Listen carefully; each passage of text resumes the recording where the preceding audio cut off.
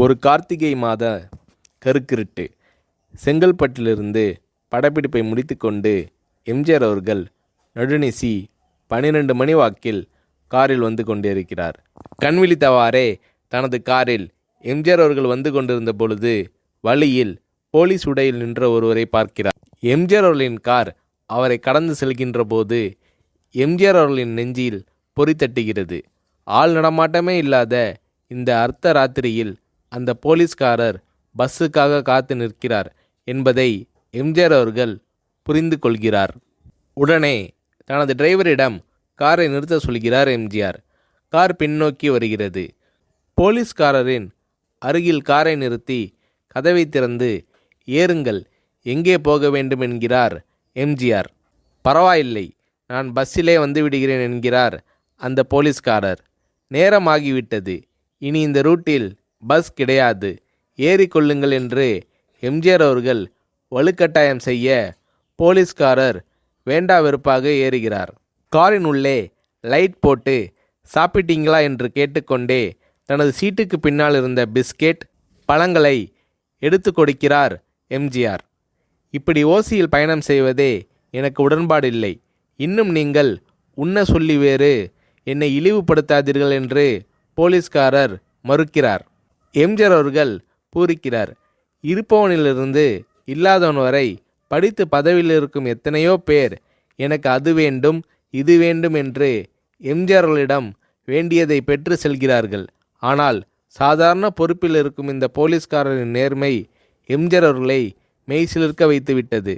எம்ஜிஆர் அவர்களின் கார் கத தூரத்தில் வந்து கொண்டிருந்தாலும் காரின் நிறத்தையும் ஒளியையும் மனம் கமலும் ஓடிக்கான் வாசனையையும் வைத்து இது எம்ஜிஆர் அவர்களின் கார் என்றும் கார் சென்ற தடத்தை தொட்டு வணங்குகின்ற அளவுக்கு புகழுடன் திகழ்ந்த நேரம் அது.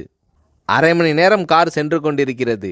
ஆனால் அதுவரை எம்ஜிஆர் அவர்களை பற்றி பெரிதாக போற்றி புகழ்ந்து பேசாமல் அந்த போலீஸ்காரர் வந்ததே புரட்சித் தலைவர் எம்ஜிஆர் அவர்களுக்கு அந்த போலீஸ்காரர் மீது மரியாதையை கூடுதலாக்கியது. நான் தான் எம்ஜிஆர் என்கிறார் எம்ஜிஆர். கேள்விப்பட்டிருக்கிறேன் என்கிறார் அந்த போலீஸ்காரர். பொன்மனச்செம்மல் எம்ஜிஆர் அவர்களின் முகத்தில் கோபம் இல்லை, பதிலுக்கு பொன்முறுவல் மலர்கிறது. என் படங்களை பார்த்து இருக்கிறீர்களா என்று கேட்கிறார் எம்ஜிஆர். நான் சினிமாவே பார்ப்பதில்லை என்கிறார் அந்த போலீஸ்காரர். புரட்சித் தலைவர் எம்ஜிஆர் அவர்கள் இன்னும் பிரமிக்கிறார். இப்போது கார் சத்தத்தை தவிர ஒரே நிசப்தம்.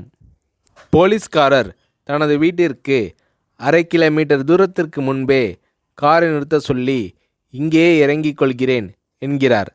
ஏன், நீங்கள் குறிப்பிட்ட அந்த விலாசம் இன்னும் 1/2 கிலோமீட்டர் தூரம் இருக்கிறதே என்கிறார் எம்ஜிஆர்.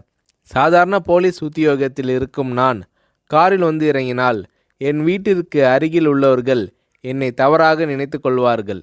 இதுவரை இப்படி நான் யார் காரிலும் ஓசியில் வந்து பழக்கமில்லை.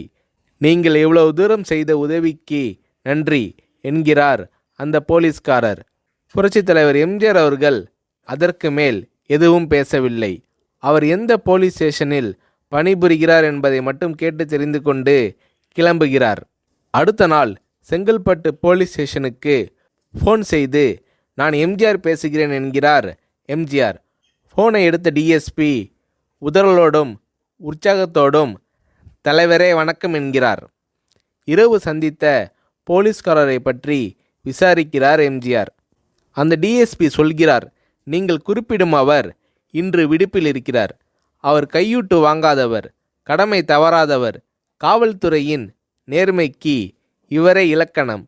வெற்றிலை பாக்கு, பீடி, சிகரெட் போன்ற போதை வஸ்துக்கள், நாடகம், சினிமா போன்ற பொழுதுபோக்கு அம்சங்களையெல்லாம் இவர் அறியாதவர். கல்யாண வயதில் உள்ள 3 பெண்களையும் கரை சேர்க்க முடியாமல் கஷ்டத்தில் இருக்கிறார் என்கின்ற விபரம் டிஎஸ்பியால் எம்ஜிஆர் அவர்களுக்கு சொல்லப்படுகிறது. அவரை நாளை என் தோட்டத்திற்கு வர சொல்லுங்கள் என்கிறார் எம்ஜிஆர். கேட்டுக்கொண்ட டிஎஸ்பி உங்களோடு ஃபோனில் ஆளுக்கு ஒரு வார்த்தை பேச இன்ஸ்பெக்டர், சப் இன்ஸ்பெக்டர் உட்பட எல்லோரும் ஆசைப்படுகிறார்கள். ஃபோனை அவர்களிடம் கொடுக்கலாமா என்கிறார். எம்ஜிஆர் அவர்கள் கொடுங்கள் என்கிறார். பேசுகிறார். அந்த போலீஸ் ஸ்டேஷனே புண்ணியம் பெற்றதாக மகிழ்ச்சி அடைகிறார்கள் அந்த போலீஸ்காரர்கள்.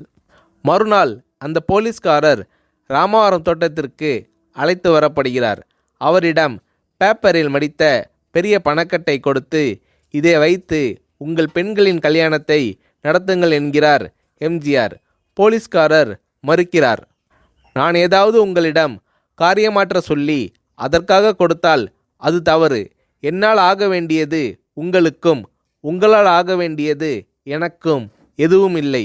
நான் உங்கள் கூட பிறந்த ஒரு சகோதரனாக நினைத்து கொடுக்கிறேன், பெற்றுக்கொள்ளுங்கள் என்று சொன்ன பிறகு கேட்டும் கூட கிள்ளி கொடுக்காத கனவான்கள் வாழும் இந்த உலகில் ரோட்டில் நின்றவனை அழைத்து சென்று அள்ளி கொடுத்த எம்ஜிஆர் அவர்களின் கருணையில் நெகிழ்ந்து போய் பெற்றுக்கொள்கிறார் அந்த போலீஸ்காரர். பிறகு ஒரு தேதியில் புரட்சித் தலைவர் எம்ஜிஆர் அவர்களே சென்று அந்த போலீஸ்காரரின் 3 பெண்களின் திருமணத்தையும் நடத்தி வைத்து வாழ்த்தி இருக்கிறார்.